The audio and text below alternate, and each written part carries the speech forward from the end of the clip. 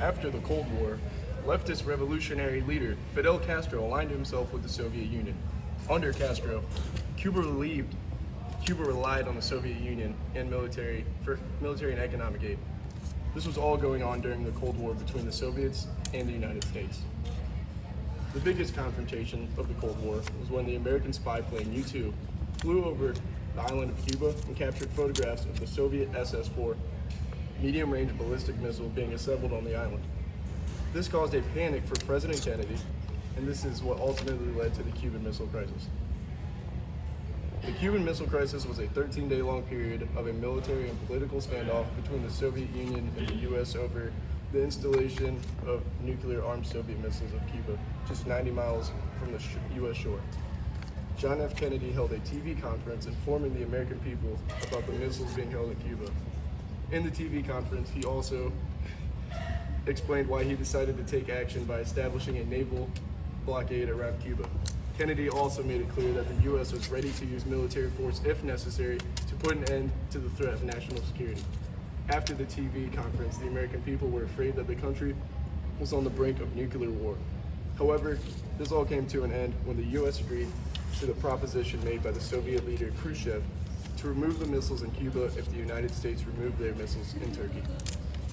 Mr. Khrushchev, I have heard news that the United States has planted missiles in Turkey, pointing right at us.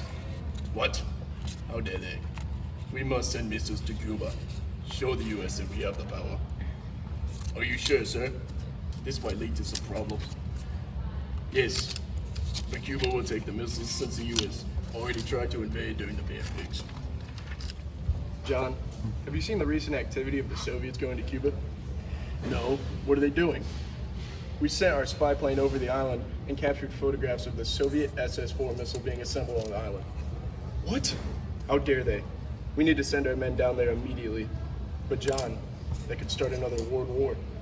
True, brother. There must be other options to show our dominance in Cuba. How about we create a blockade around Cuba to keep the Soviets out? We could, but that would be an act of war against Cuba and the Soviets. We don't want the Soviets in Cuba to go to war against us.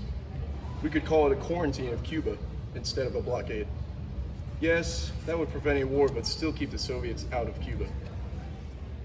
Mr. Kennedy, we will take our missile out of Cuba under one condition. You have to remove your missiles from Turkey. Also, you must never go to war against Cuba, and we will not go to war against Turkey. Well, I suppose that would work.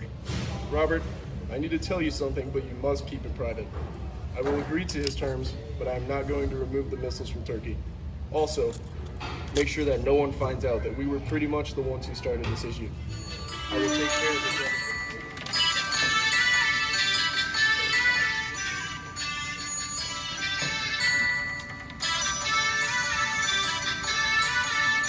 Kennedy started the fire. It was always our fault since after the Cold War. Kennedy started the fire. Khrushchev wasn't happy about the missiles in Turkey. Kennedy started the fire, but we blamed the Soviets for the missiles in Cuba.